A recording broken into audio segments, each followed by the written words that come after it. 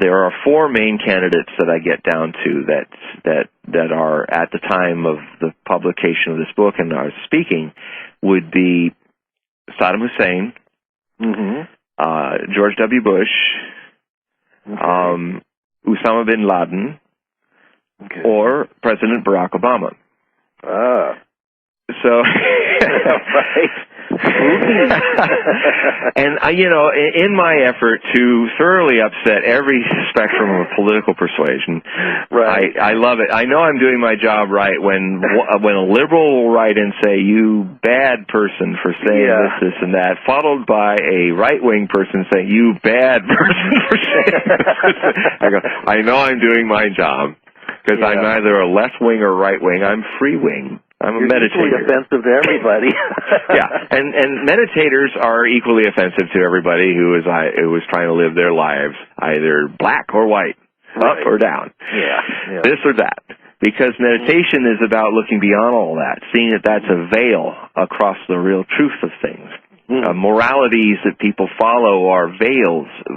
There is a trance morality that even Nietzsche grasped upon it, that beyond good and evil is one of his great aphorisms. Very misunderstood philosopher. And only the best and the greatest thinkers and mystics can be so badly misunderstood. So they get twisted around by polarized or dualistic thought forms. Well, people take a little of this and a little of that. Right. Most people, when they listen or read anything, they are not actually reading. They are projecting, seeking things that unconsciously support their projections. And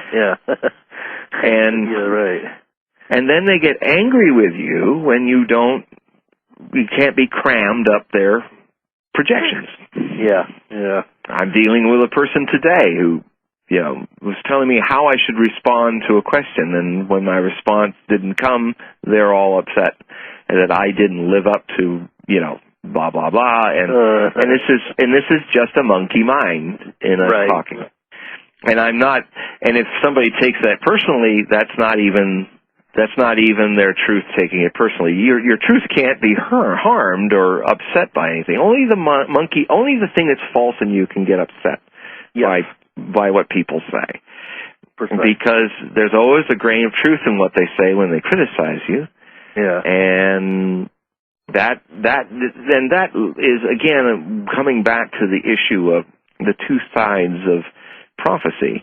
It's prophecies that predict the future, which is what I do, but I also try to go deeper into the core of why we're predictable. That is to be addressed and understood so that we can have the higher form or deeper form of the word prophecy, which is divine inspiration, awakening. So,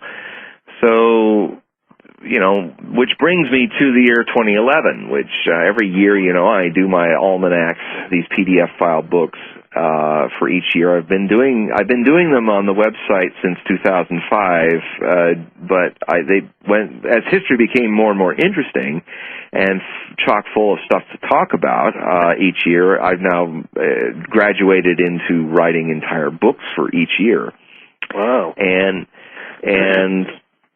we are living in a year. What I do is I sign them off. I date and document all the predictions and sign them off, and then I make that noted into the book so everybody knows that whatever's in this book was signed off and sealed on the date of the 21st of December. Yeah. And so everything from that solstice to the next solstice is the story of the next 12 months. And the definition of this year that we're in is a year of it's almost I open the book, as you've read, talking about the Norns, the ancient Nordic prophets. Yeah, that was a cool part in your predictions. Because they're tangling, they weave the rope of the future and pass it. The oldest sister is the past, the middle sister is the present, and the youngest sister is the future. And they are the three daughters of Erda, the German goddess of the earth. And they were famously portrayed in Scene 1 of Götterdämmerung by Richard Wagner, a friend of Nietzsche, a mentor of Nietzsche's, until he transcended him, grew out of him. But Wagner's scene with the three Norns, he uses that as a device to review the first three operas of his Ring cycle. The other Ring cycle. There's Tolkien, and then there's Wagner's Ring cycle. And they have a lot of similarities, which is lovely, but there are also a lot of dissimilarities.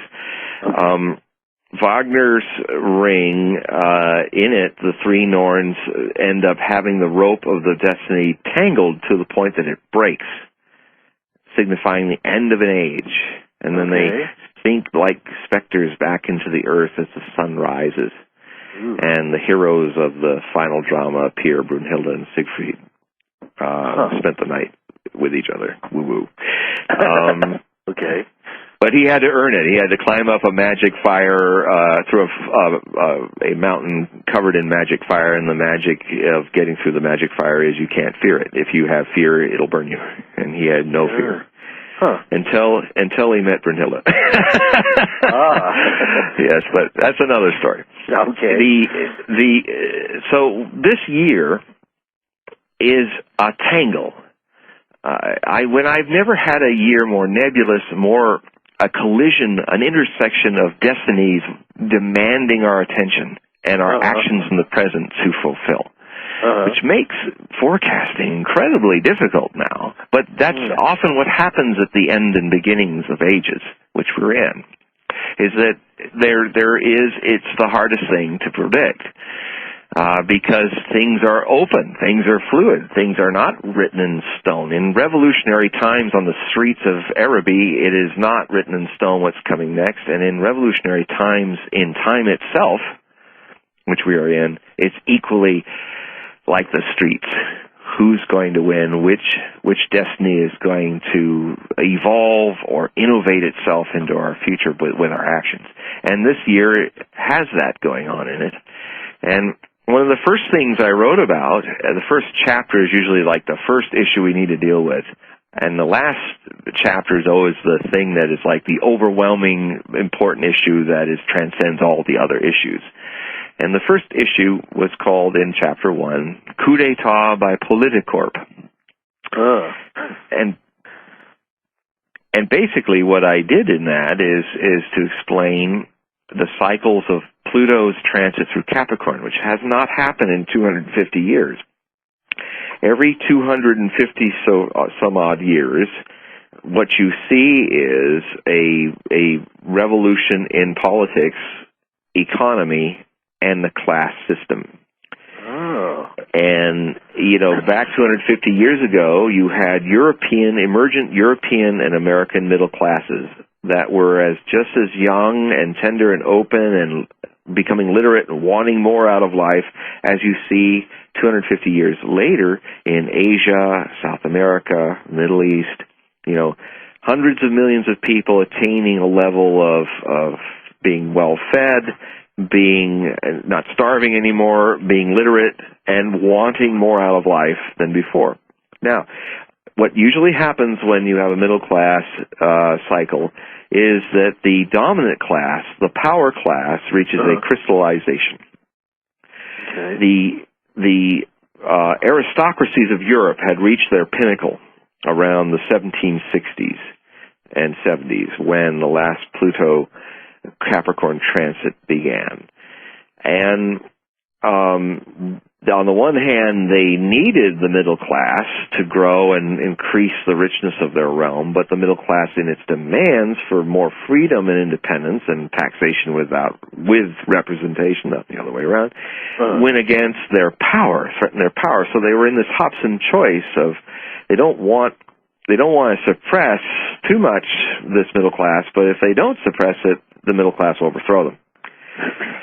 And so we have this going on now where in this year, the new aristocracy, course, what happened back then was the American Revolution, which led into the French Revolution. And from the American Revolution, modern democracy was born.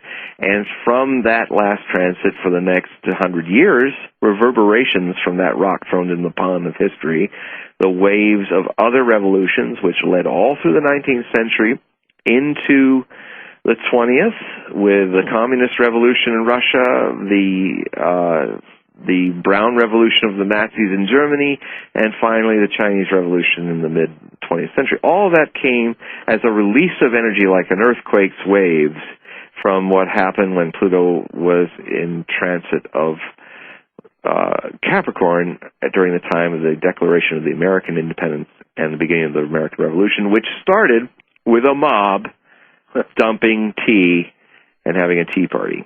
Oh, interesting. Now, that surly mob of drunken of dockyard men did not, after several years, have the rule of the revolution. More level-headed minds got involved, more leadership came. But we got to remember, our revolution started as a mob action against taxation. And that triggered all the other revolutions. Now, we're 250 years later, here we are, and a new Tea Party movement's happened. Paralleling the last, it's got a lot of blowhards and a lot of people who are kind of embarrassing and getting painted up just like they did get painting up like Indians and in the Boston Harbor. Now, none of those people running around with war paint ended up your founding fathers. More moderate-minded people ended up taking over the revolution. Now, you have now this thing going global in the year 2011. You have a Tea Party kind of rebellion, a mob rebellion, a mob revolution in Egypt, in Tunisia, in Libya, in Yemen, in the Middle East. But I can also tell you there have been riots in China, in eastern Siberia, and it is an issue of food, or what we eat or consume. Tea was the issue in the past. Food is the issue now. And so pressing. It's much more pressing, so it is much more desperate. So the revolutions take on the colors of something more like the French Revolution rather than our rather mild in comparison American Revolution. I mean, the French Revolution was the kind of revolutions that happens after that, which were terrors, purges, fighting in the streets, very violent. It often ended with the people exhausted and wanting a dictator. 10 years of the French Revolution gave you Napoleon Bonaparte, the first great fascist leader in modern European history, and the first Antichrist in Napoleon's prophecies. The second came from another violent decade of upheaval after World War I in Germany, when the Weimar Republic gave power over to Adolf Hitler. Who was the second Antichrist. History, he was called. Now we live in the time of the third Antichrist, who is either destined to do his work in the Middle East or he is from the Middle East. And his code name is Mobus. Now, to get back to those candidates, remember the four candidates I put out, Here's the confusion Nostradamus must have. And I'm saying in that book, Nostradamus and the Antichrist, codename Mobus, that he was confused. Because here you got one man who's a candidate named Usama, the other named Obama. You have Saddam Hussein, which is Subham backwards Mobus. It's a reverse lettering. It's very classic anagram. And actually, he's fulfilled more of the prophecies dead than the ones who are alive. Well, that's good, isn't it? Well, yes and no. It's good in one way. It's good in one way that Nostradamus talked about immediately after that this war would happen. Now, it's not been so immediate. That is hopeful to me. That means perhaps we're changing the future and slowing down the process. It may still come, I still hold a lot of concerns for 2015, 2016 having a major war in the Middle East over Iran. And in my book, Nostradamus, The War with Iran, which is another ebook that's at HogueProphecy.com, I talk about the prophecies that indicated that Nostradamus was quite keyed into that potential danger. And